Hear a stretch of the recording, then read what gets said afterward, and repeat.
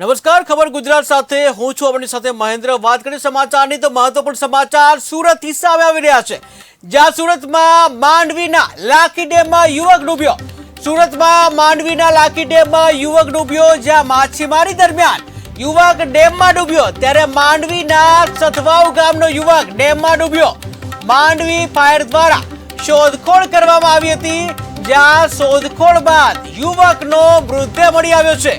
તો મહત્વપૂર્ણ સમાચાર સામે આવી રહ્યા છે સુરતથી, જ્યાં સુરતના માંડવીમાં લાખી ડેમમાં યુવકના ડૂબવાથી મોત થવાનો કિસ્સો સામે આવ્યો છે, જ્યાં યુવક લાખી ડેમમાં ડૂબતા મૃત્યુ પામ્યો છે। ત્યારે માછીમારી દરમિયાન યુવક ડેમમાં ડૂબવાની આ ઘટના બની છે, જ્યાં માંડવીના સથવાવ ગામનો આ યુવક હતો, જે ડેમમાં ડૂબ્યો હતો અને જેનું મૃત્યુ થયું હતું।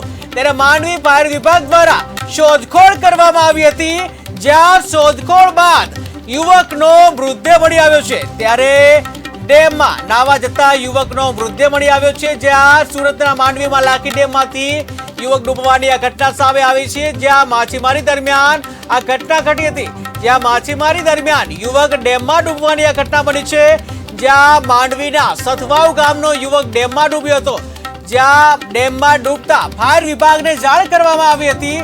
ત્યારે માંડવી ફાયર બ્રિગેડની ટીમ ઘટના સ્થળે પહોંચી હતી અને જે યુવક ડેમમાં ડૂબ્યો હતો તેની શોધખોળ હાથ ધરવામાં આવી હતી। ત્યારે આખરે યુવકને શોધખોળ કરતા તેનો મૃતદેહ મળી આવ્યો છે અને મૃતદેહને બહાર કાઢવામાં આવ્યો છે।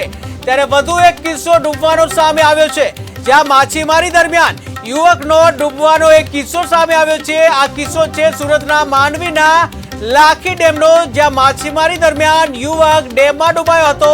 જોકે ફાયર વિભાગને જાણ કરવામાં આવતા તાત્કાલિક ત્યાં ઘટના સ્થળે પહોંચી હતી અને યુવકનો મૃતદેહ મળી આવ્યો છે।